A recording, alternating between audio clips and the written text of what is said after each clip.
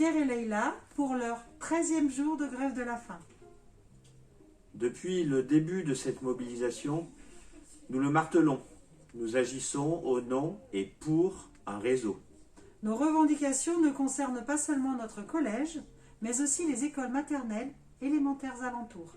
Pourquoi le REP+, plutôt que le REP? Ça fait 5 ans que je travaille à l'école maternelle Louise Michel. Avant d'être ici, j'ai travaillé en REP+, sur Saint-Fond.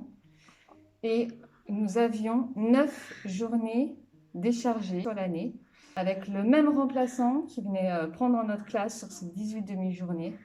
Et cela nous permettait soit des temps de concertation avec les collègues pour faire des projets, soit des temps de formation. Cela, moi, en tout cas, m'a permis d'aller visiter d'autres collègues en classe, de me reposer des questions sur ma façon de travailler.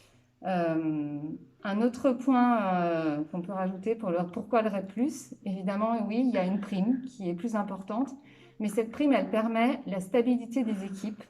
Ça permet d'avoir des personnes qui restent sur les écoles et qui ont de l'expérience. Ça aussi, c'est important pour nos élèves. Je suis maîtresse en toute petite section et ce qui me tient vraiment à cœur en REP, c'est la scolarisation des plus jeunes, c'est-à-dire des enfants dès l'âge de 2 ans. Dès cet âge-là, nous faisons tout un travail de socialisation avec les enfants et de langage. Nous tissons aussi une relation de confiance avec les familles. Aujourd'hui, nous travaillons en école REP et nos élèves de grande section bénéficient d'un accompagnement particulier. Ils peuvent avoir une visite médicale préventive en présence du médecin scolaire qui permet d'évaluer les différents troubles de langage, les mathématiques, des troubles auditifs et visuels. Il y a également un réseau d'aide pour les enfants en difficulté, le RASED, avec une rééducatrice et une psychologue scolaire.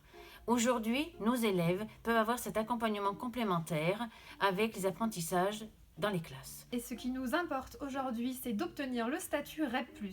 Grâce à ce statut, nous aurions du temps, davantage de temps, pour construire des projets, et ce temps nous est très très précieux pour nos élèves.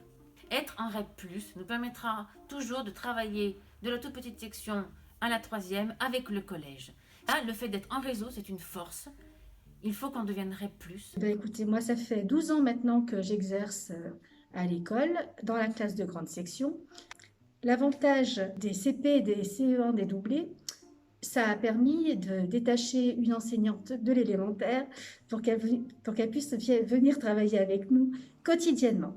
Donc tous les jours, c'est 3/4 d'heure qui passent dans la classe de grande section pour qu'ils puissent faire un travail de fond en langage pour se préparer, se projeter en tant que lecteur l'année prochaine. Ils voient où ils vont aller l'année prochaine et ils peuvent se projeter.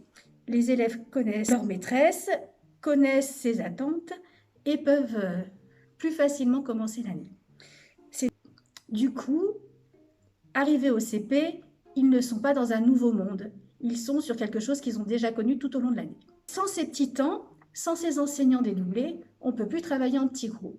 Et c'est une vraie perte pour l'école. Donc pour donner toutes les chances de réussite à nos élèves dès le plus jeune âge, nous voulons le REP+, et rien de plus.